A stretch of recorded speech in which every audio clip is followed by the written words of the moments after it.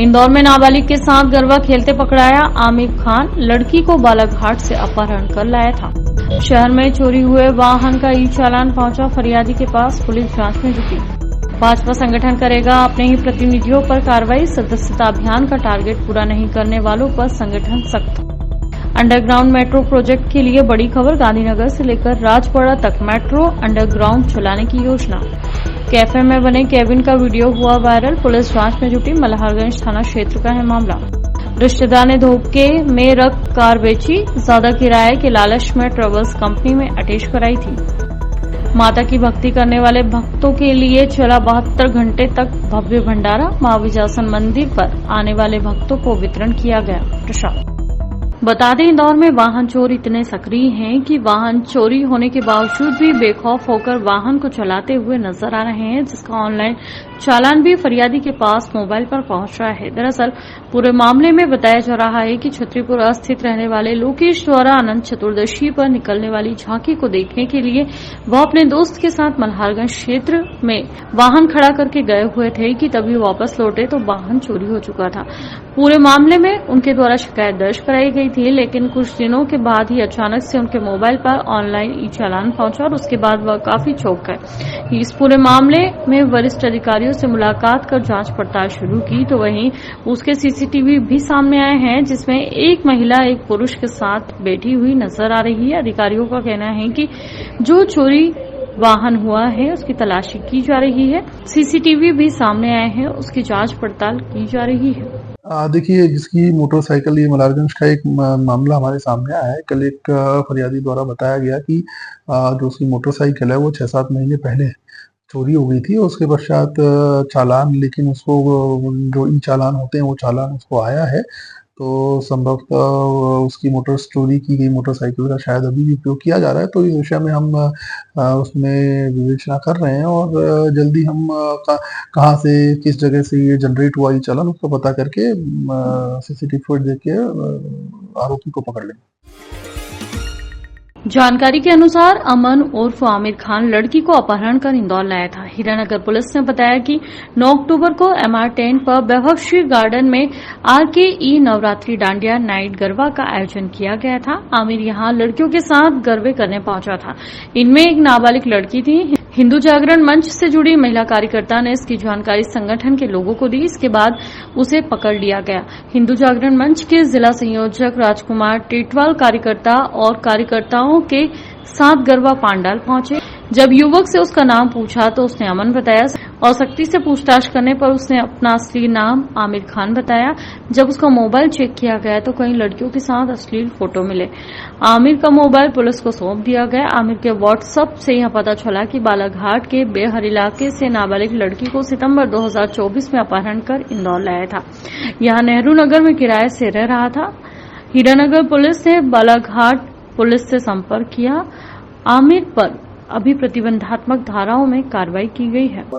नहीं, ये लड़की बेसिकली जो अभी तक परिजनों से जो बात हुई है और जो लड़की के द्वारा अपने स्टेटमेंट बताया गया है कि 15-20 दिन पहले यहाँ पे जॉब की फिराक में आई हुई थी और वर्तमान में विजयनगर का किसी कॉल सेंटर पर काम करती है और यहाँ पर किराए से रहती है। और अभी तक के तथ्यों में यही समाहित हुआ है कि ये जो व्यक्ति है आमिर नाम का लड़का है, उससे मिलने आया हुआ है। तो लड़की तेरे संपर्क में आया? ये बालाघाट के ही रहने वाले हैं दोनों लोग और ये वहीं से परिचित हैं और उसी परिचय की उस पर यहाँ पर दोनों लोग मिले हुए थे। दरअसल आए दिन युवक और युवतियों के अश्लीलता भरे वीडियो सोशल मीडिया पर जमकर वायरल हो रहे हैं और इसी के तहत मल्हारगंज थाना क्षेत्र स्थित संचालित होने वाले एक कैफे का वीडियो सोशल मीडिया पर वायरल हो रहा है। बड़ा गणपति पर स्थित यह कैफे पिछले कई महीनों से संचालित हो रहा है और इसमें अलग अलग केबिन बनाए हुए हैं जो कि ग्राहकों को उपलब्ध कराए जा रहे थे। फिलहाल वायरल वीडियो को लेकर पुलिस का कहना है कि जांच पड़ताल की जा रही है और उनका गुमाश्ता और अन्य दस्तावेज भी चेक किए जा रहे हैं। बता दें कि पिछले दिनों कैफे में जो केबिन बनाए गए हैं उनको लेकर कहा गया था कि किसी तरह का दरवाजा या पर्दे लगाना उचित नहीं है, लेकिन तमाम नियम कायदों को ताक पर रखकर शहर में विभिन्न क्षेत्रों में इस तरह के कैफे संचालित हो रहे हैं। वीडियो वो प्रथम दृष्टया प्रतीत हो रहा है। तो इस संबंध में सबसे पहले तो जो भी कैफ़े संचालक हैं उनका जो गुमाश्ता है पुलिस द्वारा उसको चेक किया जाएगा।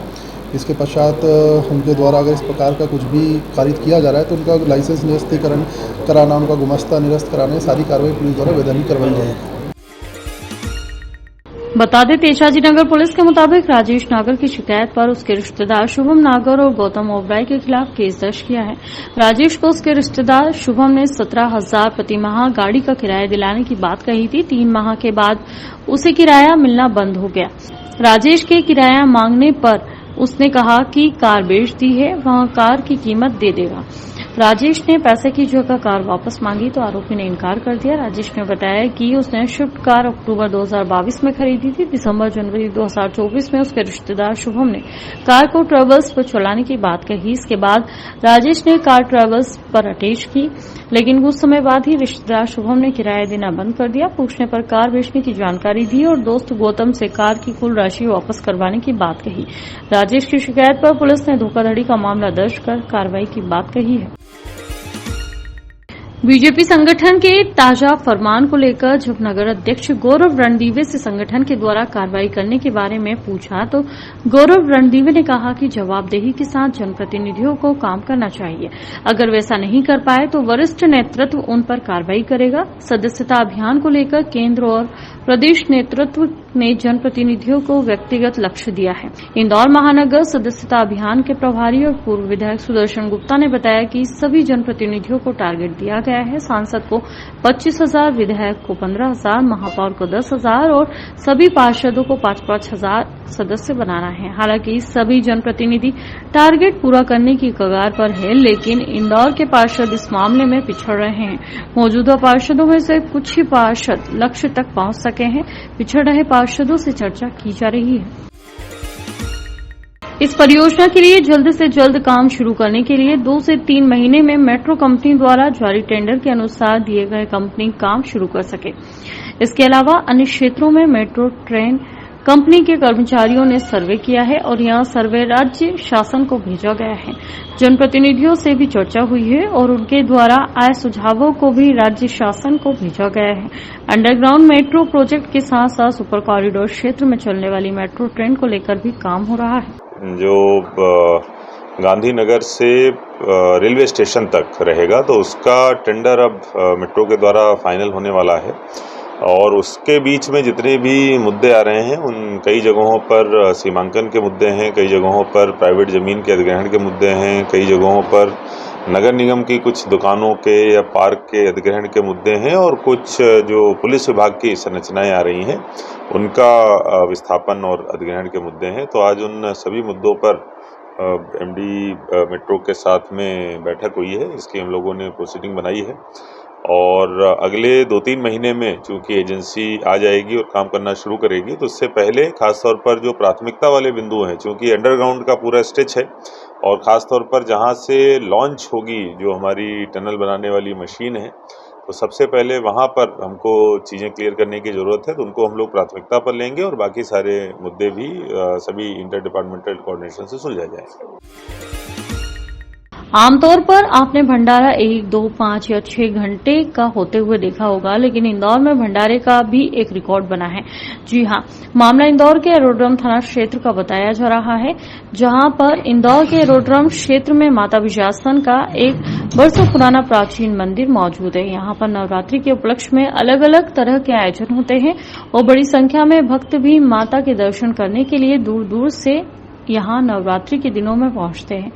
अतः भक्तों को किसी तरह की कोई परेशानी ना हो, इसके चलते अलग अलग संस्था और संगठनों के द्वारा यहां पर भंडारे सहित कई तरह के आयोजन किए जाते हैं। सिकड़ी में इंदौर की संस्था राजवंश के द्वारा मंत्री कैलाश विजयवर्गीय के नेतृत्व में यहां 72 घंटे तक भंडारे का आयोजन किया गया। इस भंडारे की शुरुआत मंत्री कैलाश विजयवर्गीय ने की और उसके बाद अन्य लोगों ने इसकी कमान संभाली। वहीं भंडारे में लगातार 72 घंटे तक साबूदाने की खिचड़ी का प्रसाद भक्तों को बांटा गया, जो अपने आप में एक रिकॉर्ड से कम नहीं है। साथ ही संस्था से जुड़े हुए विशाल बरोड़े का कहना है कि संस्था के द्वारा इस तरह के आयोजन हमेशा किए जाते हैं और इस बार इस तरह से एक अलग आयोजन किया गया जो सुर्खियों में बना हुआ है और पहली बार इंदौर में 72 घंटे तक भंडारा किया गया। इसमें इसमें हमारी संस्था श्री राजवंश की जिन्होंने नींव रखी थी, पंडित राजेंद्र प्रसाद शुक्ला जी ब्रह्मलीन थे, उनके जन्मदिन के उपलक्ष्य में नवरात्रि का जो सहयोग बना है, उसके लिए यहाँ पे 72 घंटे लगातार अखंड प्रसादी वितरण जो है प्रणाली वितरण इसका आयोजन रखा गया। और इसका जो शुभारंभ है माननीय कैबिनेट मंत्री कैलाश जी विजयवर्गीय द्वारा किया गया था। और ये अखंड जो प्रसाद का वितरण है ये 9वीं तक चलेगा, विगत 72 घंटे से चलता है। इसमें लगभग हमारी संस्था के कार्यकर्ताओं की राजवंश रियल इस्टेट है, हमारे यहाँ पे कार्य करने वाले व्यक्तियों की यहाँ पे लगभग 50 से 100 लोगों की टीम लगी है। और इसको बहुत ही सफलतापूर्वक और सुचारू रूप से इसका आयोजन किया जा रहा है। और ट्रैफिक व्यवस्था का भी इसमें विशेष ध्यान रखा जा रहा है। और हमारा ये है कि अधिक से अधिक लोगों को इस आयोजन का लाभ मिले, प्रसाद वितरण उनको प्रसाद का सौभाग्य प्राप्त।